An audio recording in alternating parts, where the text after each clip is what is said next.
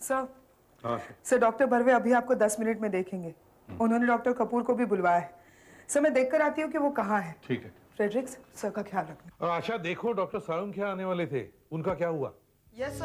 हाँ।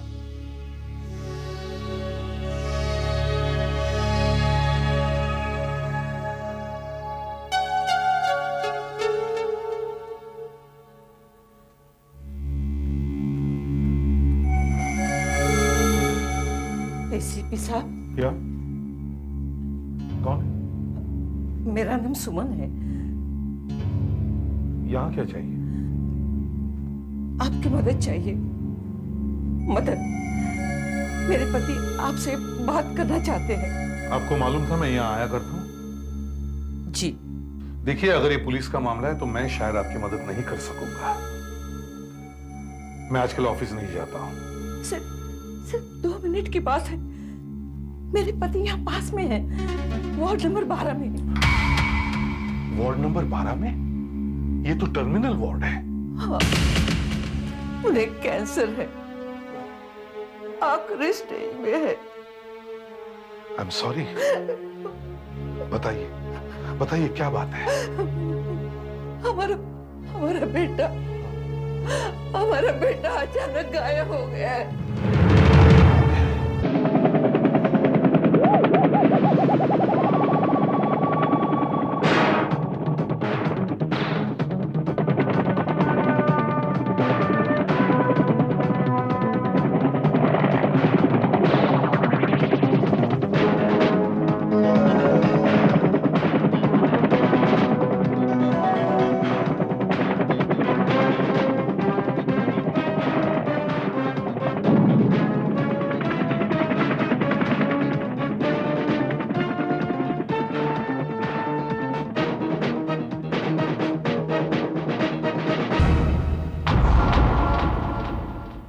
मुझे कैंसर हो गया है एसीपी साहब। बस कुछ ही दिनों का मेहमान हूं। पता नहीं मौत कभी भी आ सकती है। ऐसा मत कहिए। मैं मौत से नहीं डरता। मैं अपने बेटे के बारे में सोच सोच कर मरा जा रहा हूं। पर वो गायब हुआ क्यों? क्या किसी ने उसे गायब किया या? उसे गायब करके किसी को क्या मिलेगा? वो गायब हुआ कहां से? वो पुणे में एमबीए कर रहा है। यहाँ आता रहता है। 2 दिन पहले भी आया था, फिर चला गया। आज सुबह जब डॉक्टर साहब ने मुझे बताया कि इनकी तबीयत बहुत खराब हो रही है, तो मैंने फोन पर उससे बात करने की कोशिश की, तो मालूम पड़ा कि वो पुणे गया ही नहीं। वो पुणे पहुंचा ही नहीं। तो फिर वो रास्ते में से कहां गायब हुआ होगा? बताओ ना, वो कॉलेज वाले क्या कह रहे हैं? वो कह रहे हैं कि नीरज ने शनिवार को ही उनको फोन करके बताया कि उसके पिताजी की तबीयत बहुत खराब है, इसलिए वो नहीं आएगा। मगर वो गया यहाँ से सोमवार को। हाँ। उससे झूठ बोला कि वो पुणे जा रहा है। अभी हम वही सोच रहे थे कि उसने झूठ क्यों बोला। इतने में दिव्या आ गई दिल्ली से। दिव्या? ये दिव्या कौन है? जी, मैं नीरज की बचपन की दोस्त हूँ। नीरज और मैं बहुत अच्छे दोस्त हैं। वैसे मैं दिल्ली में रहती हूँ, लेकिन आज सुबह मुझे नीरज का ये लेटर मिला। मैं घबरा गई और प्लेन से यहाँ आ गई। क्या लिखा है उस लेटर में? आप खुद ही देख लीजिए। शुक्रवार की रात को जब नीरज यहाँ आया था, तो उसने मम्मी जी और डॉक्टर साहब की बात कॉरिडोर में सुन ली थी। ऐसे हालात में कुछ नहीं किया जा सकता, केवल ईश्वर पर भरोसा कर सकते हैं। अगर आज हमारे पास पैसे होते तो कुछ न कुछ जरूर करते हम। मैंने सुना है कि लंदन में कैंसर का ऑपरेशन होता है। हमारे एक जान पहचान वाले थे, उनका हुआ था और वो ठीक भी हो गए थे। मगर 5 लाख रुपए लग गए थे उनको। 5 लाख? हाँ, वहाँ इलाज कुछ महंगा है। हम भी वहाँ इलाज करवा लें, मगर सारे पैसे यही लग गए। क्या करें? थोड़े पैसे होते तो ये बच सकते थे। शायद उसने जो कुछ भी सुना उससे वो उदास हो गया होगा। उसे लगा कि वो अपने माता पिता पर एक बोझ बन गया है। इस उम्र में जहां उसे कमा कर खिलाना चाहिए था, वो अपने पिता का इलाज भी नहीं करवा सकता था। उसने सोचा होगा कि अगर कहीं से उसे 5 लाख मिल जाते तो वो उनकी जिंदगी बचा सकता था। मगर हम तो दूसरी बात कर रहे थे, उसने पूरी बात सुनी ही नहीं। मैं गम में कुछ भी बोले जा रही थी। डॉक्टर साहब ने एकदम सही बात की थी। पैसे होते तो ये बच सकते थे, मगर अच्छे से अच्छा इलाज हुआ, मगर सच बात तो ये है कि बहुत देर बाद पता चला कि इन्हें कैंसर है। अब ये इतना फैल चुका है कि ऑपरेशन से कुछ नहीं हो सकता। मेरा बेटा गलत समझ बैठा है एसीपी साहब। उसे पता नहीं कि अब ऑपरेशन भी मुझे नहीं बचा सकता। इस लेटर में लिखा है कि चाहे जान भी गंवानी पड़े या लेनी भी पड़े, फिर भी किसी भी हालत में 5 लाख कमा के ही छोड़ूंगा। बहुत डिस्टर्ब लगता है। इसलिए आपको बुलाया है यहाँ एसीपी साहब। पता नहीं मेरा बेटा क्या कर बैठेगा। जवान बेटे की जिंदगी का सवाल है। उसे बचा लीजिए एसीपी साहब, बचा लीजिए। वो जो करने वाला है उसे किसी का भी फायदा नहीं होने वाला, बल्कि उसकी जिंदगी खराब हो जाएगी। उसे ढूंढिए एसीपी साहब, उसे ढूंढिए। उसे रोक लीजिए एसीपी साहब। उसका फोटो है आपके पास? जी हाँ, ये लीजिए। फ्रेडरिक्स सर, उसके सभी दोस्तों के नाम और टेलीफोन नंबर्स दीजिए। आज बुधवार है, सोमवार से अब तक उसने किसी न किसी को तो कांटेक्ट किया होगा। जी हाँ, मेरा ही नाम मिलिंद है। मैंने ही आपसे फोन पर बात की थी। नीरज आपका दोस्त है ना? जी, हम लोग स्कूल में एक साथ पढ़ते थे, लेकिन उसके बाद एक लंबे अरसे तक मेरी उससे मुलाकात नहीं हुई, क्योंकि मैं इंडिया से बाहर चला गया था। फिर कुछ दिन पहले अचानक वो यहाँ आ गया। कौन सा दिन था? सोमवार? जी नहीं, संडे, एतवार का दिन था। करीब 12:30 बजे थे। उसी दिन मेरे अंकल गोवा जाने वाले थे। हम लोग उसी की तैयारी में लगे हुए थे कि वो यहाँ आ गया। क्या कहा उसने? उसने कहा कि उसके पिताजी की तबीयत बहुत खराब है। फिर कुछ पैसे उधार मांगने लगा। कह रहा था जितने भी हो सकेंगे चलेंगे। हाँ यार, जितने भी दे सकते हो तुम चलेंगे। बेगर्स और नॉट चूजर्स। यार, ये कैंसर भी कितनी खतरनाक बीमारी है। तुम लोगों पर क्या गुजर रही होगी ये मैं समझ सकता हूँ। मुसीबत में दोस्त नहीं काम आएंगे तो और कौन आएगा। मुझसे जो बन पड़ेगा मैं करूंगा। वैसे तुम्हारे डैड के ऑपरेशन के लिए तुम्हें कितने रुपयों की जरूरत है? मिलिंद, तुम जरा यहाँ आओ। सामान बांधने में जरा मेरी मदद करना। अंकल, अभी तो बांधा था सामान, फिर से खोल दिया क्या? हाँ? ये क्या सुन रहा हूँ?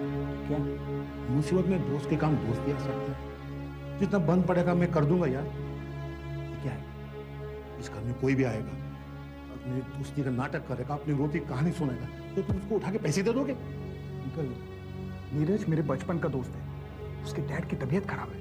ठीक है, उसको 1-2 हजार रुपये दे देना, उसको छुट्टी कर देना।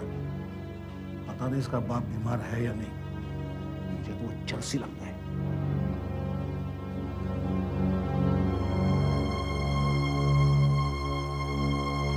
नीरज, यार मैं तुझे 5,000 रुपए दे सकता हूं, बस। ठीक है, चलेगा। मुझे बहुत बुरा लगा था सर। उसने शायद अंकल की बातें सुन ली थी। उसका चेहरा उतर गया था। तो तुमने उसे 5,000 रुपये दिए? जी हाँ, 5,000।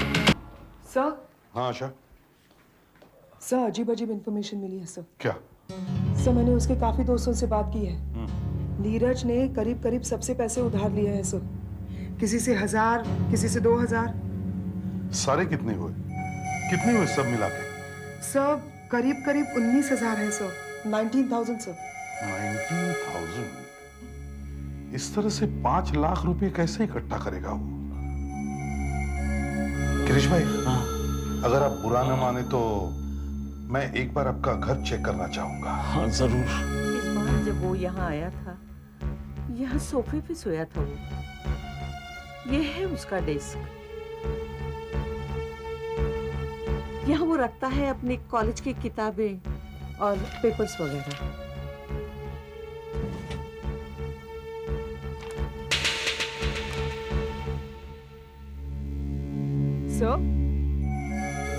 सर न्यूज़पेपर की क्लिपिंग है सर। आर्टिकल लिखा है विजय मिस्त्री ने। ये आंखें ना होना भी एक शाप है। बताओ क्या लिखा है उसने? सर ये आर्टिकल सावघाड़ा एरिया के बारे में लिखा है। सौगाड़ा? ये तो बहुत ही खतरनाक एरिया है, नोटोरियस। पुलिस अक्सर वहां छापा मारती है, कुछ ना कुछ मिलता है। क्या लिखा है सौगाड़ा के बारे में ये विजय मिस्त्री ने? सर वो भेस बदल कर वहां गया और उसने एक पिस्टल खरीदने की कोशिश की, तो उसे पता चला कि वहां बंदूकें पिस्टल इतनी आसानी से मिल जाती है। और सर उसने काफी बार्स के नाम तक लिखे हुए हैं। हाँ, लेकिन आशा, ये विजय मिस्त्री का आर्टिकल यहाँ क्या कर रहा है? नीरज के डेस्क में। और नीरज सौगाड़ा के बारे में क्यों पढ़ रहा था? अच्छा, फौरन अभिजीत को फोन करो, उसे कहो मैं उसे मिलना चाहता हूँ, और एक गाड़ी का भी इंतजाम करो। हम सौगाड़ा में जाएंगे। अंधे को लंगड़े की मदद लेनी पड़ेगी। देखो तुम्हें कोई लॉटरी वाला दिखता है क्या? जैकेट पहना हुआ, लंगड़ा है, बैसाखी लेके चलता है। सर ये आदमी है कौन? ये अब वैसे तुम्हें बताना तो नहीं चाहिए। तुम तो जानते हो कोई पुलिस वाला अपना खबरी दूसरे को नहीं दिखाता है। मतलब ये खबरी है आपका? हाँ, मेरा बहुत पुराना खबरी है। अच्छा लड़का है, मतलब अच्छा आदमी है। भूत का नाम लिया, भूत आ जाए। उसके पास रुकना। अरे सुनो सुनो, ए लॉटरी वाले सुनो। अरे किस्मत आजमा लो साहब, एक टिकट ले लो साहब। अरे किस्मत खुल जाएगी साहब, कम से कम लखपति तो बन ही जाओगे साहब। लॉटरी। कौन सा टिकट दूं? लॉटरी। अरे ये सीपी साहब आप? हाँ, क्या खबर है? देखो लॉटरी। अभिजीत, उसे फोटो दिखाओ। ये 22-23 साल का जवान लड़का इस एरिया में आया था। तो जल्दी से मालूम करके मुझे बता कहाँ गया है। हाँ, इस एरिया के सभी बार में पूछताछ कर, और आज रात को 11 बजे अपने पुराने अड्डे पे मिलना।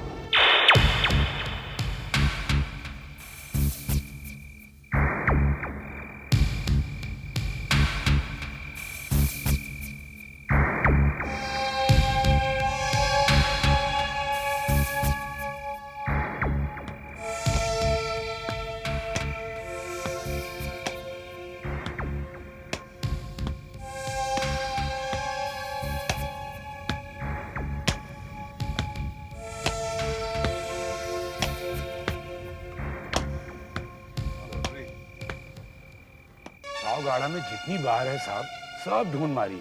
एक एक वेटर से बात की थी साहब, पता चल गया साहब। लड़का आया था यहाँ, इतवार को भी आया था, सोमवार को भी आया था। यही लड़का है साहब। ऐसे एरिया में ऐसा बच्चा आएगा तो किधर छुपता है साहब? चाहिए क्या था उसको? वो एक गन खरीदने को आया था साहब। अच्छा, उसके पास 10,000 रुपए था। बेवकूफ, सबसे खुलेआम पूछता था पिस्तौल है क्या, पिस्तौल? पहले तो सब लोग उसकी बात पर हंसते थे साहब, पर उसके पास पैसा था ना, और सावगाड़ा में पैसा बोलता है साहब, पैसा। एक मिनट साहब, अपन का एक दोस्त है वेंकट, अपन उसको बुलाता है। ए वेंकट, इधर आ जा। ये वेंकट कौन है? ये साहब गुड़िया बार का मैनेजर है, ये आपको बताएगा। मंगलवार को इसके बार में वो लड़का आया था साहब। बता बता। जी साहब, वो नर्वस दिखाई दे रहा था साहब।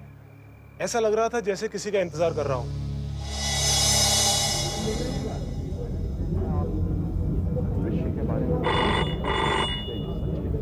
हाँ, जीवन गुड़िया बार।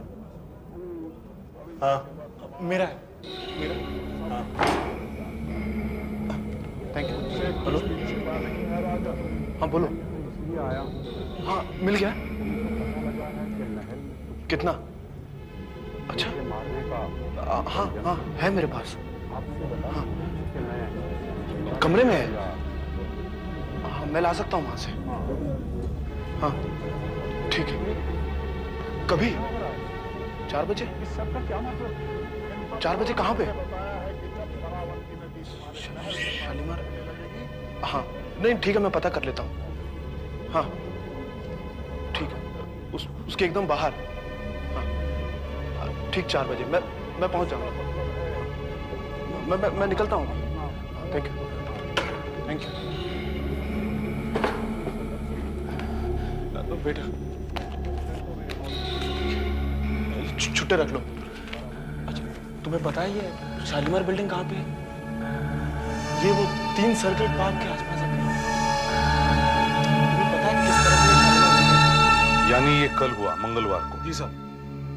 अच्छा, ये कहाँ है शालीमार बिल्डिंग?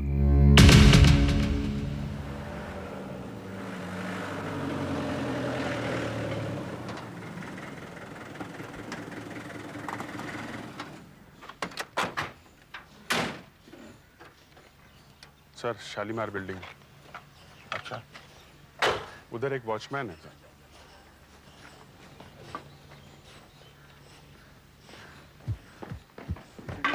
सुनो, यहाँ के वॉचमैन हो? क्यों? दिखाई नहीं देता? नहीं दिखाई दे रहा है, ऐसे ही पूछा। जरा ये फोटोग्राफ देखो, इसे देखा है? कौन है ये? ये लड़का यहाँ पर था कल शालीमार बिल्डिंग के नीचे 4 बजे। इसे देखा है? नहीं साहब, मैंने इसे नहीं देखा। जरा ठीक से देखो, कल ड्यूटी पे थे कि नहीं? इससे आपको क्या मतलब? अच्छा चलो जरा सीआईडी ऑफिस चलो, वहां बताना। चलो चलो। अरे चलो। एक मिनट साहब, 1 मिनट। याद आया? हाँ हाँ याद आया। 4 बजे ना साहब? 4 बजे। साहब देखो, मैंने इस लड़के को तो नहीं देखा, लेकिन शाम 4 बजे जो है कि यहाँ से एक बारात जा रही थी। बारात? कौन सी बारात?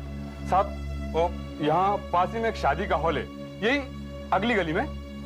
साहब वहीं से आई होगी। अच्छा अभिजीत सर, उस हॉल पर चलते हैं, वहीं से पता चल जाएगा किसकी शादी थी और एड्रेस भी मिल जाएगा। मेरी बेटी की शादी मंगलवार को थी, पर अब वो उटी में है। अच्छा यादव साहब, एक बात बताइए, क्या आपके बेटे की बारात शालीमार बिल्डिंग के सामने से गुजरी थी करीब 4 बजे? शालीमार बिल्डिंग? हाँ जी हाँ, शालीमार बिल्डिंग तो रास्ते में पड़ती है और करीब 4 बजे ही वहां से बारात गुजरी थी। पर कमाल है, आपको कैसे मालूम पड़ा? क्या आपका कोई पुलिस वाला भी हमारी बारात में शामिल था? नहीं नहीं नहीं। अच्छा, शादी में फोटो वीडियो खींचे होंगे, वीडियो शूटिंग की होगी, आजकल तो फैशन है वीडियो का। हाँ हाँ, वीडियो फिल्म निकाली थी हमने। हाँ। और वो नम्रता स्टूडियो वाले को बुलाया था। अच्छा, वो टेप होगी आपके पास? हाँ हाँ वो है, ये देखिए।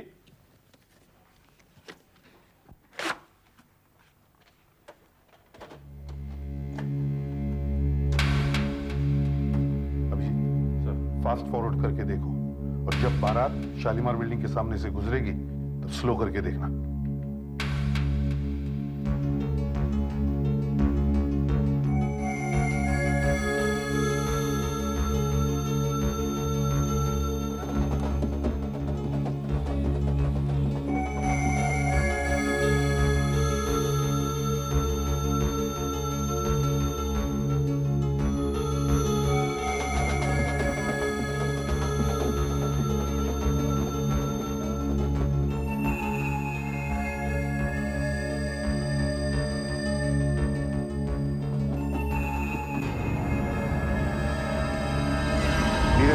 नीरज है?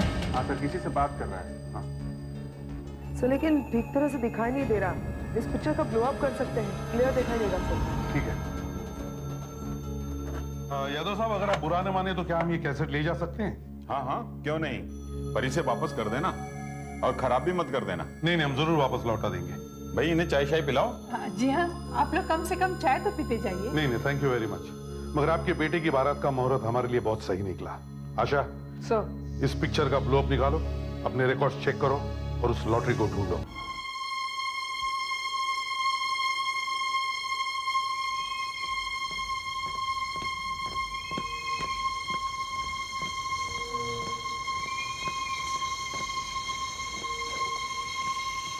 लॉटरी। हाँ? कौन है रे तू? तेरे को पहले कभी नहीं देखा। पहचान जाएगा, तेरा इंतजार हो रहा है वहां पे। चल चल निकल।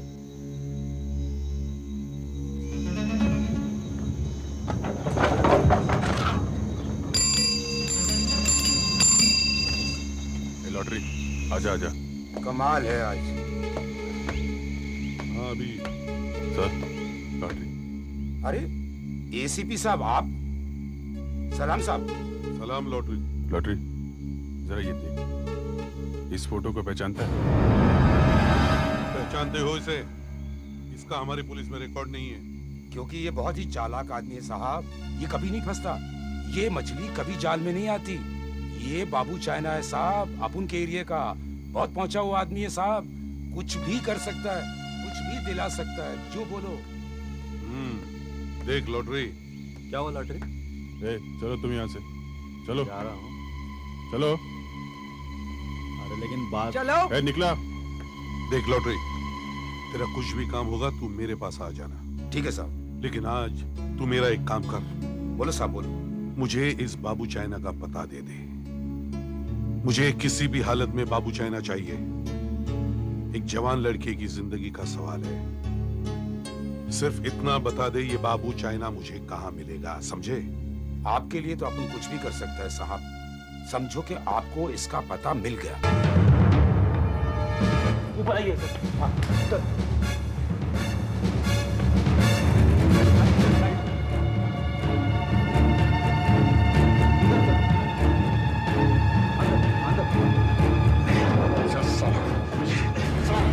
ये रहा बाबू चाइना सर। सर बराबर पता मैंने इसका। जरा से भी गलती होती तो निकल जाता सर। इसे पहचानता है तू इसे? देख। कौन है ये क्या क्या मुझे दिखा रहे हो? अच्छा, अब ये देख ले, आखिरी बार। मेरे हाथ कांप रहे हैं, पता नहीं कब गोली चल जाए। अभिजीत संभल के, अभिजीत संभल के। इसे देख, तू इस लड़के से मिला था 4 बजे शालीमार बेड़ी के बाद। मिला था? देखो, मुझे पिस्तौल बिल्कुल भी पसंद नहीं है। पता नहीं कब घोड़ा चल जाएगा। अभिजीत, अभिजीत पीछे हटो तुम। नहीं सर, अभिजीत पीछे हटो। नहीं सर, इसे रोको, नहीं तो मुझे बाहर डालेगा। बोल, बोल, क्या बेचा था? बोल, बोल। हाँ, एक पिस्टल पूरे 16,000 में। अब ये नौबत आ गई।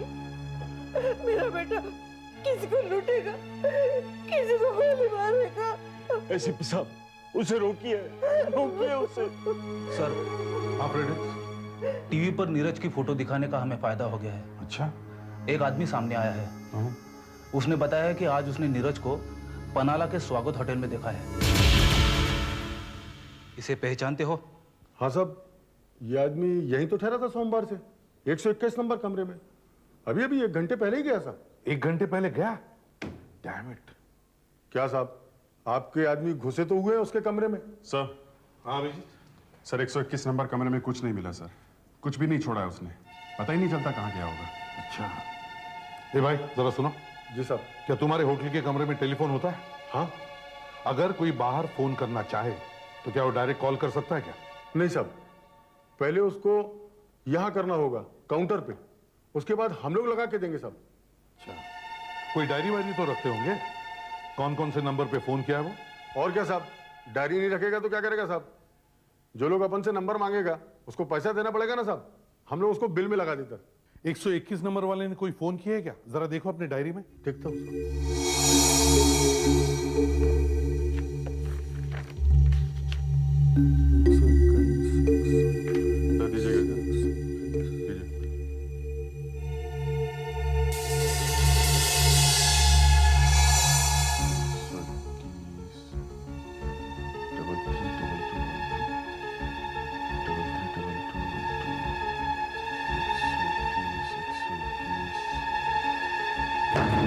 काम बन गया सर। गुड। सर 2 नंबर है जहां उसने बार बार फोन किए हैं। अच्छा। एक है 332212 और दूसरा ट्रंक कॉल है सर 0832 443233। 0832? ये तो गोवा का एसटीडी कोड है सर। अभिजीत सर, पहले ये नंबर लगाओ 332212। सर। हाँ।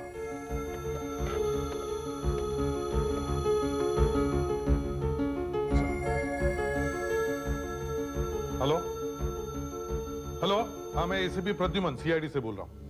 ये किसका नंबर है? अरे एसीपी साहब, मैं मिलिंद बोल रहा हूँ। मिलिंद, नीरज का दोस्त। याद है आप मेरे घर आए थे? कौन, मिलिंद? अरे बेटा, व्हाट अ सरप्राइज। अच्छा बेटा, एक बात बताओ, क्या नीरज ने तुम्हें फोन किया था? उससे कुछ बात हुई तुम्हारी? नहीं तो नीरज का तो कोई फोन नहीं आया सर। क्या? नहीं? एक्सक्यूज मी, जरा फोन दीजिएगा। हाँ, हेलो, इंस्पेक्टर अभिजीत स्पीकिंग। देखो, उसने तुम्हें 4 बार फोन किए हैं। मंगलवार को शाम को 4 बजे और बुधवार को सुबह 9 बजे और शाम को 7 बजे और आज सुबह 10 बजे किया है। अच्छा, वैसे 3-4 फोन्स आए तो थे सर, पर वो किसी मिस्टर देबाशीष के थे। देवाशीष? ये कैसे हो सकता है? उसने फोन किए हैं तुम्हें? सर कह रहा है किसी देवाशीष ने फोन किया है। हेलो, ये देबाशीष कौन है? तुम जानते हो उसे? नहीं, मैं तो उन्हें नहीं जानता, लेकिन वो कह रहे थे कि वो मेरे अंकल के दोस्त है। उन्हें यह भी मालूम था कि अंकल इस समय गोवा में हैं।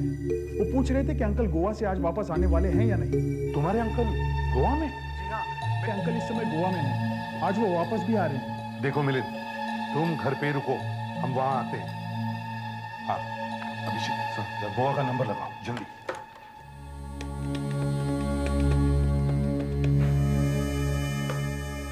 Hello, Goa? Just a minute sir. Hello, हाँ, मैं एसीपी प्रद्युमन सीआईडी से बोल रहा हूँ। ये बताइए, आपके यहाँ कोई मिस्टर गगन ठहरे हुए हैं क्या? जी हाँ, ठहरे हुए तो थे, मगर वो आज सुबह 5 बजे ही मुंबई के लिए रवाना हो गए। अच्छा, आपके नंबर पर किसी देबाशीष ने फोन किया था ये पता लगाने के लिए कि मिस्टर गगन वहां से टाइम पर निकले हैं क्या नहीं? हाँ जी हाँ, वो उनके लिए पूछ रहे थे और मैंने उन्हें बता दिया था कि वो 7 बजे तक मुंबई पहुंच जाएंगे। हाँ, थैंक यू। ये सर, ये कोई देबाशीष बेबाशीष नहीं, ये नीरज है, नीरज। वो मिलिंद के अंकल के पीछे लगा है। क्यों? हाँ, क्यों? मिलिंद सिर्फ तुम्हारे अंकल ही क्यों? बोलो। सर, मैं क्या बोलूं? देखो मिलिंद, साफ साफ बताओ, तुम्हारे अंकल की जान खतरे में है। सच सच बताओ, तुम्हारे अंकल कुछ पैसा लेकर यहाँ आ रहे हैं ना? बोलो। हाँ सर, अंकल का एक फ्लैट था गोवा में जो उन्होंने बेच दिया है। आज वो वापस आ रहे हैं पैसे लेकर। सर, मैं पहले इसलिए नहीं बता रहा था क्योंकि ब्लैक मनी का मामला है। अंकल ब्लैक मनी लेकर आ रहे हैं। कितना पैसा है? 8 लाख रुपए। 8 लाख? क्या नीरज इस बारे में जानता है? देखो, ध्यान से सोचकर बताओ, उस दिन क्या हुआ था? सर, उस दिन मैं और नीरज यहां बैठे थे।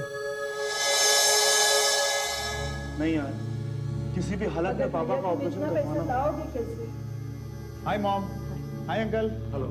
8 लाख रुपया, वो भी कैश, वो भी अकेले। मुझे बहुत फिक्र हो रही है। कुछ नहीं होगा। वैसे भी हमारे पास दूसरा कोई रास्ता तो है नहीं। अभी इसको क्या पता चलेगा कि मेरे पास इतना सारा कैश है? शायद उसने सुन लिया था कि अंकल मम्मी को क्या बता रहे थे। पर ये सब हो क्या रहा है? आखिर टेंशन है किस बात की? देखो, ये सब बताने के लिए वक्त नहीं है मिलिंद। तुम सिर्फ इतना बताओ, तुम्हारे अंकल मुंबई कब पहुंच रहे हैं? आज शाम को 7:30 बजे तक। उनकी गाड़ी का नंबर क्या है? NEM 2334। आजकल के बच्चों के दिमाग में क्या क्या चल रहा है? वो बेवकूफ लड़का नीरज, उसके दिमाग में आया जल्दी से 5 लाख रुपए बनाए। अरे 5 लाख रुपए बनाना कोई आसान काम है? लटके हुए पेड़ पे 5 लाख? सर, उसी समय उसने शायद वो खबर पढ़ ली अखबार में, विजय मिस्त्री की लिखी हुई। सावघाड़ा में पिस्टल आसानी से खरीदी जा सकती है। हाँ, फिर उसने अपने दोस्तों से पैसे इकट्ठा करना शुरू कर दिया। बेचारा मिलिंद तो उसकी मदद करने गया था, हो गया उल्टा ही। हाँ, नीरज को मिलिंद के घर में पता चल गया कि मिलिंद के अंकल 8 लाख रुपए लेकर आ रहे गोवा से।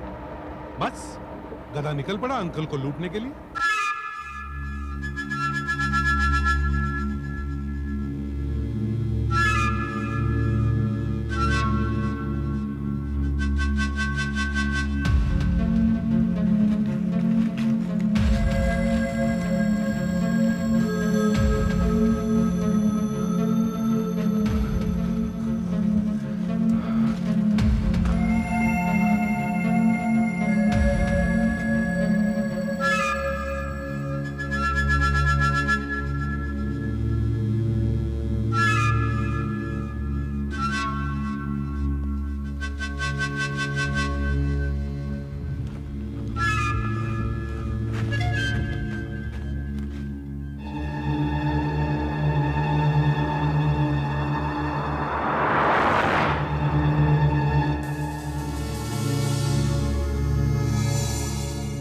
सर ये जगह मुंबई से 1.5 घंटे दूरी पर है। इस वक्त 5:30 बजने वाले हैं। अगर मिलिंद के अंकल 7 बजे मुंबई पहुंचने वाले थे तो वो इस वक्त यहाँ होने चाहिए।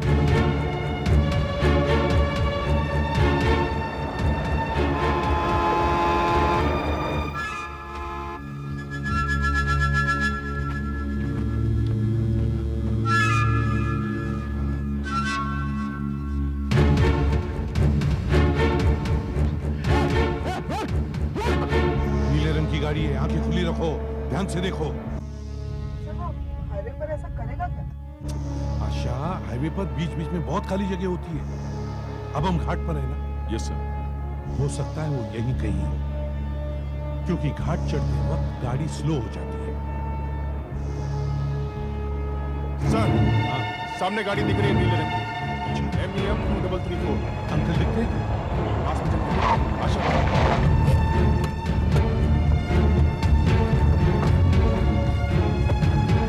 नहीं सर, अंदर कोई भी नहीं है। गोली चली यार। सर आसपास जंगल है सर। सर आप इधर रुकिए। नहीं मैं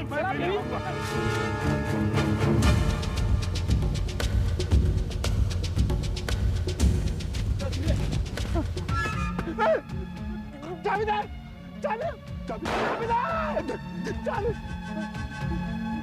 खुल रहा है जावेदार।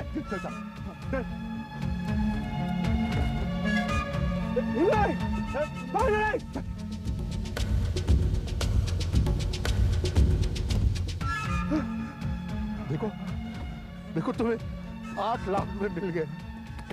मुझे जान दो, मुझको नहीं बता। नहीं, तुमने मेरा चेहरा देख लिया है। तुम पुलिस को बता दोगे मेरे पिताजी को ऑपरेशन नहीं होगा। नहीं, मैं किसी को नहीं बताऊंगा। नहीं, अब कोई दूसरा रास्ता नहीं है। तुम्हें मुझे मारकर क्या मिलेगा? क्या मिलेगा तुम्हें? तो पैसे मिल गए। प्लीज मुझे जाने दो। मारूंगा।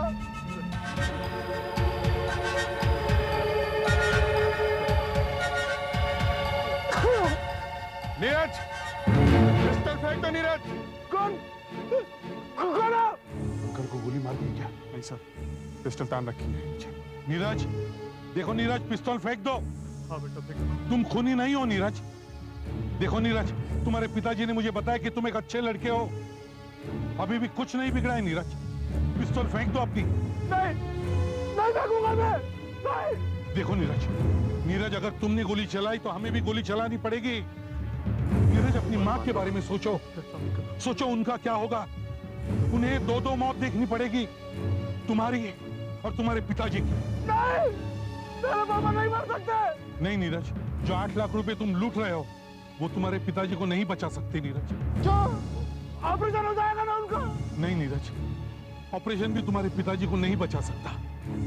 देखो नीरज बेटा, कैंसर बहुत फैल चुका है। तो फिर मैं अपने आप को ही मार लेता हूँ। सर, उसने पिस्टल अपने सर पे लगा रखी है। पिस्टल पे फायर करूं सर? करूं? एक मिनट। देखो बेटा, तुम्हारे पिताजी ने मुझे यहाँ भेजा है तुम्हें लाने के लिए। बेटा वो मरते वक्त भी तुम्हारे ही बारे में सोच रहे हैं। चल बेटा मेरे साथ चल, अपने पिताजी के पास चल। चल बेटा, अपनी पिस्तौल फेंक दे बेटा।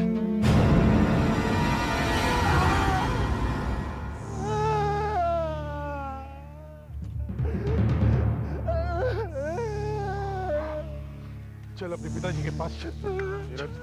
चल।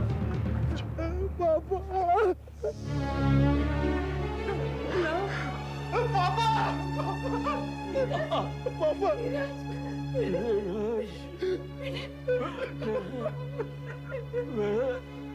कहाँ चला गया तो तू?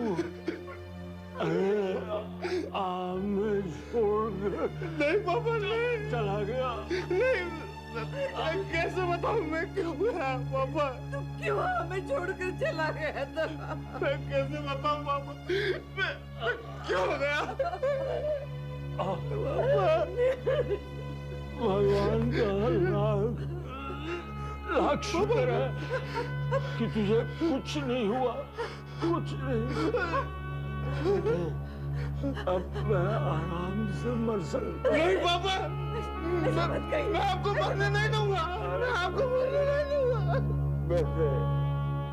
मुझे उसे मरने का कोई गम नहीं है। हिम्मत रख। हाँ नीरज बेटा, हिम्मत रखो। कैसे रखो हिम्मत? कैसे रखो हिम्मत? नीरज, बाप कभी नहीं मरता। एक बाप अपने बेटों में नजर आता है हमेशा। नीरज बेटा, तुमने ये कैसे सोच लिया कि मैं तुम्हें छोड़कर चला जाऊंगा? मैं तुम्हें अकेला कभी नहीं छोड़ूंगा। मेरी नजर तुम पर हमेशा लगी रहेगी, हमेशा।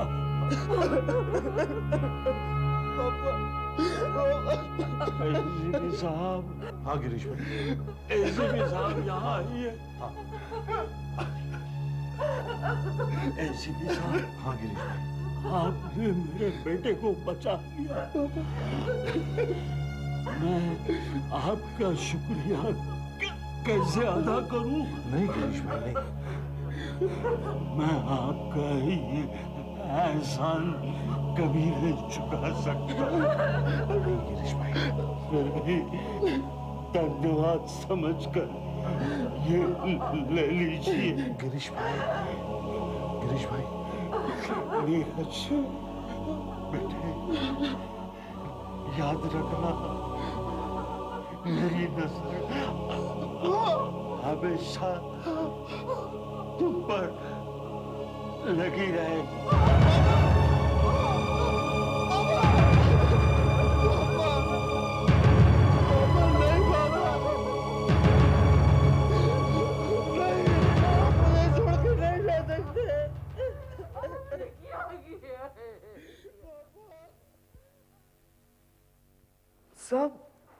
सब मैं कुछ समझी नहीं। गिरीश भाई क्या कहना चाहते थे? धन्यवाद समझकर ले लीजिए, क्या मतलब हुआ इसका? फ्रैंकली मेरी समझ में भी कुछ नहीं आया। मरते वक्त इतना दर्द हो रहा होगा, शब्द ठीक तरह से निकलते नहीं है जुबान से। मैं बताती हूँ आपको। आप? वे क्या कहना चाहते थे। मेरे पति की आखिरी इच्छा थी कि उनकी आंखें आपको दे दी जाए। क्या? आंखें मुझे? हाँ एसीपी साहब, ऐसा हो सकता है। मेरे तो समझ में नहीं आ रहा कि मैं क्या कहूं। हाँ सर, मेरे पिताजी यही चाहते थे। अब मेरी समझ में आ रहा है। वो क्यों कह रहे थे कि मैं तुझे कभी अकेला नहीं छोड़ूंगा, और उनकी निगाह हमेशा मुझ पर लगी रहेगी। जी एसीपी साहब, सब ठीक ठाक है ना? कौन, डॉक्टर साहब? हाँ। हाँ, अब आप ही बताइए, ठीक ठाक है भी या नहीं? हम क्या बताएंगे, पट्टी खोलकर देखते हैं कि दिखता है क्या नहीं। चलो इस इम्तिहान में भी बैठकर देखते हैं। खोलिए पट्टी।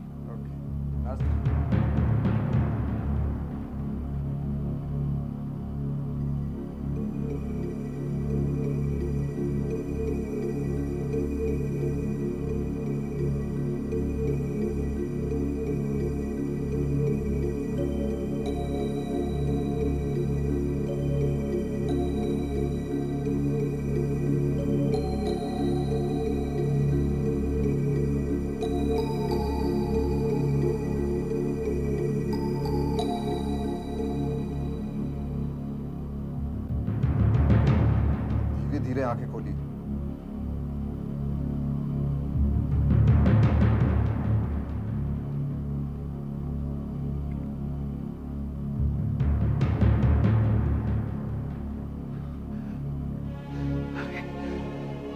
मैं देख सकता हूं। What a surprise I can see। आज इतने दिनों बाद फिर से अचानक आप सबको मैं देख सकता हूं।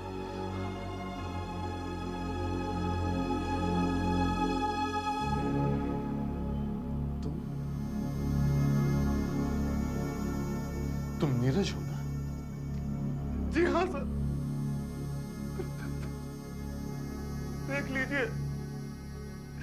देख लीजिए किस बेवकूफ की जिंदगी बचाई है आपने। नहीं बेटा, मत रो बेटा। देखो, हर इंसान को जिंदगी में कभी ना कभी अग्नि परीक्षा से गुजरना ही पड़ता है। अरे असली सोना तो वो है जो आग में से निकलकर चमकने लगे। चमक कर दिखाओ बेटा। प्रद्युमन, हाँ sir.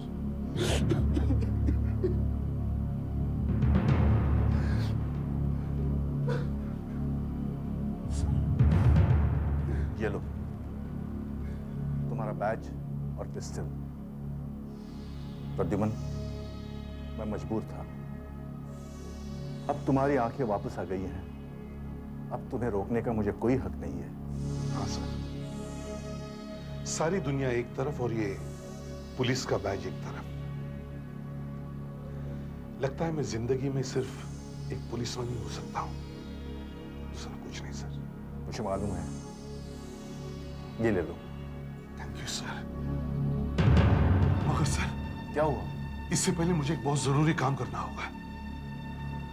Please excuse me sir.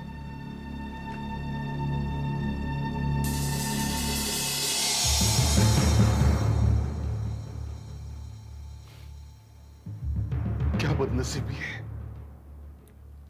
जिस आदमी ने मुझे दूसरी जिंदगी दी, उस आदमी को मैं तो देख सकता हूं, लेकिन वो मुझे कभी देख नहीं सकेंगे।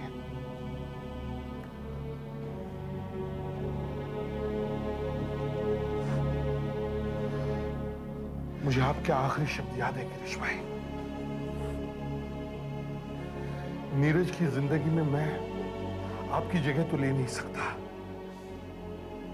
लेकिन मेरी आंखों से आपकी निगाहें उस पर हमेशा लगी रहेंगी, हमेशा के लिए।